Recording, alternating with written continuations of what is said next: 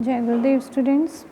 कल हमने एक सैम्पल प्रोग्राम देखा था पाइथन का लास्ट क्लास में। अब इसमें हम ये देखेंगे कि एक सैम्पल प्रोग्राम में वेरियस कंपोनेंट्स होते हैं। इन कंपोनेंट्स से मिलकर ही आपका एक पूरा एक प्रोग्राम कंप्लीट होता है। ठीक है, expressions, statements, comments, function, blocks and indentation. ठीक है, तो सबसे पहले हम एक्सप्रेशंस देख लेते हैं। तो जैसे ये सैम्पल प्रोग्राम है, इसमें आप जो भी कैलकुलेशन वर्क करते हो, है ना, वेरिएबल में वैल्यूज़ को असाइन करना, उसमें कैलकुलेशन करना, तो वो आपका क्या कहलाता है? एक्सप्रेशंस कहलाता है। An expression is any legal combination of symbols that represent a value, है ना। मीन्स कॉम्बिनेशन ऑफ सिम्बल होता है जिससे क्या है, कोई ना कोई वैल्यू आपकी प्रोग्राम में असाइन होती है। तो फॉर एग्ज़ाम्पल ये सब दिए हुए हैं expressions, all these are expressions. Next हम देख लेते हैं स्टेटमेंट। स्टेटमेंट वो होता है मीन्स ब्लॉक ऑफ कोड, तो फंक्शन होता है।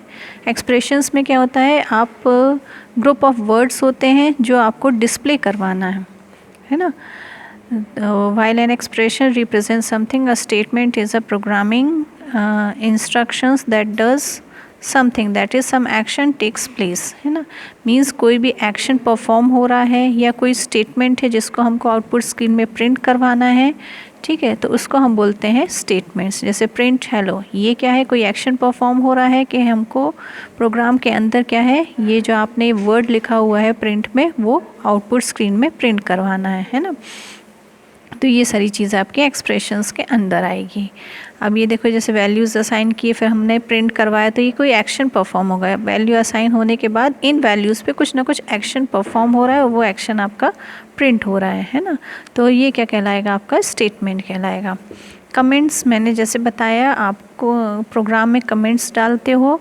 कमेंट्स के लिए आप हैशटैग यूज़ करते हो। और कमेंट्स क्यों डालते हो? जो डिफ़ाइन करता है प्रोग्राम को, एक्सप्लेन करता है। मीन्स प्रोग्राम में कहीं ना कहीं प्रोग्राम में आपका क्या हो रहा है, वो चीज़ आप लिखना चाहते हो प्रोग्राम में, है ना। इससे जो भी यूज़र जो आपका प्रोग्राम पढ़ेगा उसको समझ में आए कि पर्टिकुलर लाइन ऑफ कोड में आपने क्या एक्सप्लेन करना चाहा है और ये पर्टिकुलर प्रोग्राम किससे रिलेटेड है। तो इसी तरह से अगर आप प्रोग्राम लिखोगे, तो अगर उसमें कोई भी प्रोग्राम के रूल्स के हिसाब से आपके कोई कोडिंग नहीं है तो उसमें एरर आ जाएगा। बट आपको उसमें कुछ अपनी स्टेटमेंट लिखनी है, तो उसके लिए आप हैशटैग का यूज़ करके, जिसको हम कमेंट बोलते हैं, वो यूज़ करके उसको लिख सकते हो। ठीक है, नेक्स्ट इज़ फंक्शंस। ठीक है, तो ब्लॉक ऑफ कोड जिसमें हम पूरा बताते हैं कि पर्टिकुलर फंक्शन के अंदर आपको क्या क्या चीज़ परफॉर्म करनी है। पूरा स्टेटमेंट, पूरा ब्लॉक ऑफ कोड होता है, एक कंप्लीट पैकेज होता है फंक्शन, है ना। फॉर एग्जांपल 2 नंबर को हमको प्लस करना है ना। तो प्लस करने का पूरा जो हमने एक ब्लॉक ऑफ कोड बना लिया है ना, तो उसको हम क्या बोलेंगे, फंक्शन बोलेंगे। और मेन फंक्शन में आके उसको हम कॉल करते हैं। हमने अपना बनाया, अपना यूज़र डिफाइन जो फंक्शन बनाया है उसको मेन फंक्शन में कॉल किया जाता है। फिर वो कर्सर का फंक्शन पे जाता है और उसके ब्लॉक ऑफ कोड को एग्जीक्यूट करता है। ठीक है, तो फंक्शंस भी होते हैं आपके प्रोग्राम में। Next is blocks and indentation. Blocks क्या होते हैं आपके, जैसे ये इफ़ कंडीशन आपने लगाई तो इफ़ के अंदर का एक ये ब्लॉक बन जाएगा, है ना। आपने फंक्शन अगर बनाया तो फंक्शन के अंदर आपने जो कुछ भी लिखा है तो वो उसकी फंक्शन की बॉडी होगी, तो वो आपका एक ब्लॉक ऑफ कोड बन जाएगा, है ना। तो ये ब्लॉक्स और इंडेंटेशन। अच्छा, पाइथन में इंडेंटेशन का बहुत ही इंपॉर्टेंस है। इंडेंटेशन में क्या होता है, पाइथन में जैसे ये आपने लिखा है if B is less than 5 और कोलन लगाया, फिर ये जो प्रिंट स्टेटमेंट है वो आपकी इतने इंडेंट मीन इतने स्पेस के बाद आपकी प्रिंट स्टेटमेंट आनी चाहिए। अगर आप इसको इधर पहले से लिख दोगे तो भी एरर आ जाएगी, है ना।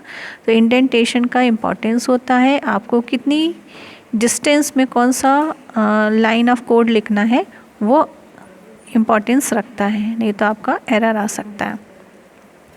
तो ये 5 आपके कंपोनेंट्स हैं जो एक सैम्पल प्रोग्राम में आप कोई भी पाइथन प्रोग्राम में ये 5 कंपोनेंट्स आपके कंपलसरी होते ही हैं।